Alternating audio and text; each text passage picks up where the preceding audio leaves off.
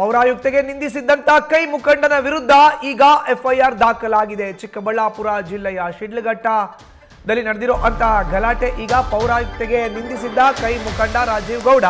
ಈಗ ರಾಜೀವ್ ಗೌಡರ ವಿರುದ್ಧ ಶಿಡ್ಲಘಟ್ಟ ನಗರ ಠಾಣೆಯಲ್ಲಿ ಎಫ್ಐಆರ್ ಆಗಿದೆ. ಕಲ್ಟ್ ಸಿನಿಮಾದ ಬ್ಯಾನರ್ ತೆರವು ಮಾಡಿದ್ದಕ್ಕೆ ಪೌರಾಯುಕ್ತೆಗೆ ಬೆದರಿಕೆಯನ್ನ ಹಾಕಿದ್ದಾರೆ.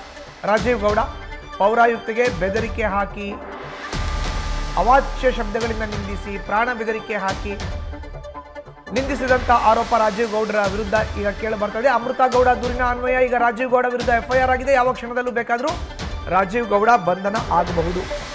ಅಮೃತ ಗೌಡ ಪೌರಾಯುಕ್ತರು, ಅವರ ವಿರುದ್ಧ ಅಶ್ಲೀಲ ಪದಗಳ ಬಳಕೆ ಜೊತೆಗೆ ಪ್ರಾಣ ಬೆದರಿಕೆ ಹಾಕಿದಾರಂತೆ ರಾಜೀವ್ ಗೌಡರು.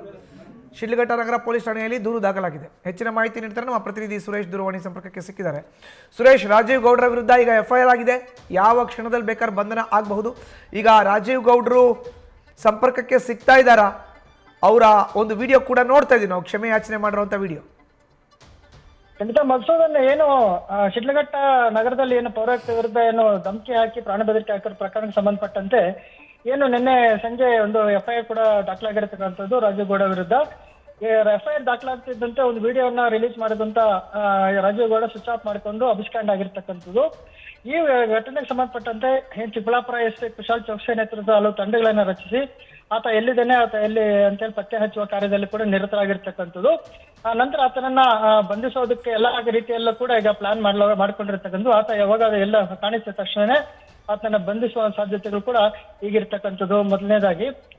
ನಂತರ ಏನು ಇದೇ ಪ್ರಕರಣಕ್ಕೆ ಸಂಬಂಧಪಟ್ಟಂತೆ ಶಿಡ್ಲಘಟ್ಟ ನಗರದಲ್ಲಿ ಈಗ ಒಂದು ರೀತಿಯಲ್ಲಿ ಗೊಂದಲದ ವಾತಾವರಣ ಮತ್ತೆ ಒಂದು ರೀತಿ ಪ್ರಕ್ಷುಬ್ಧ ವಾತಾವರಣ ನಿರ್ಮಾಣ ಆಗಿದೆ ಅಂತ ತಪ್ಪಾಗಲಾರದು. ಯಾಕಂದ್ರೆ ಈಗ ಪ್ರತಿಭಟನೆಗಳಿಗೆ ಒಂದೊಂದಾಗಿ ಸ್ಟಾರ್ಟ್ ಆಗಿರ್ತಕ್ಕಂಥದ್ದು. ಯಾಕಂದ್ರೆ ನಿನ್ನೆ ಪೌರ ಕಾರ್ಮಿಕರು ಪ್ರತಿಭಟನೆ ನಡೆಸಿದ್ರು.